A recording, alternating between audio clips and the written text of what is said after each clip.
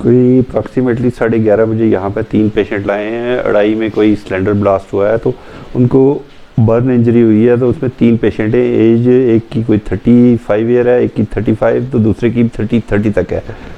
तो उनमें 2 फीमेल हैं, एक मेल है। तो एक को तकरीबन कोई 30 से 32% बर्न है और 2 को जो है 20 to 25% बर्न है। तो अभी तो स्टेबल हैं। अभी बर्न पेशेंट का कुछ कहा नहीं जाता। अभी हमने फर्स्ट एड दे के यहाँ से लाइन शाइन मेंटेन करके उनको फर्दर ट्रीटमेंट के लिए डिस्ट्रिक्ट हॉस्पिटल भेज दिया है। हाँ जी, बताइए क्या बात हुई, लड़ाई में ब्लास्ट वगैरह हुआ, इसके हवाले से बताइए। सर बात जो सिलेंडर गैस पटा, जिससे कि जो अफराद हैं उनको जख्मी है शदीद तौर पे। हम सब हॉस्पिटल मंडी में लाए, यहाँ पे उनका भी उनको रेफर करके डिस्ट्रिक्ट हॉस्पिटल में लाए। लिहाजा मेरी इंतजामिया से ये गुजारिश है, अगर रोड होती तो हम इन कीमती जानों को बचा सकते थे। कम से कम हमें आग भगवान को लगी हो, उसको बुझाते रहे, माल मवेशी का निकालते रहे।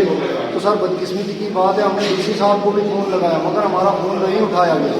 मैं इंतजामिया से ये गुजारिश करना चाहता हूँ कि आज डिजिटल इंडिया का दौर है जनाब। सिर्फ तहसील कम्प्लेक्स से 1 किलोमीटर दूरी पे हमारे मकान है, तो इतना बड़ा हादसा हो गया। सर मैं रिक्वेस्ट करता हूँ जनाब डिप्टी कमिश्नर पंच साहब से भी, ये कीमती जाने जो हमारी इस टाइम जनाब जो सिलेंडर की गैस की आग से जो बेचारे जिन लोगों को जले वो कम से कम मौके ही पे डिप्टी साहब से मेरी रिक्वेस्ट है कि इनकी इमदाद किया जाए।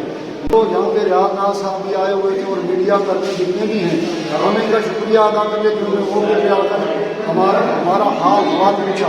और उसके बाद जनाब ये हम ब्लॉक मंडी के जो हॉस्पिटल की इंतजामिया है इनका भी शुक्रिया अदा करते हैं कि जिन्होंने हमारे मौके पे हमारी हेल्प की। और उसके बाद एक हमारा महकमा है फायर ब्रिगेड वाला, उनको नींद ही नहीं खुली। मेरी रिक्वेस्ट है डिपार्टमेंट से कम उन लोगों को पक्की रोड तक तो आना चाहिए था कम से कम, तो हम अपना मकान कहीं अपना नुकसान बचा सकते थे। क्योंकि आपने जो बेल्ट फोर्स के और अपने पुलिस स्टेशन से और जो बेल्ट फोर्स के हमारे आर्मी के नौजवान 25 RR के, उन्होंने भी हमारी मौके पे आके हेल्प की सर।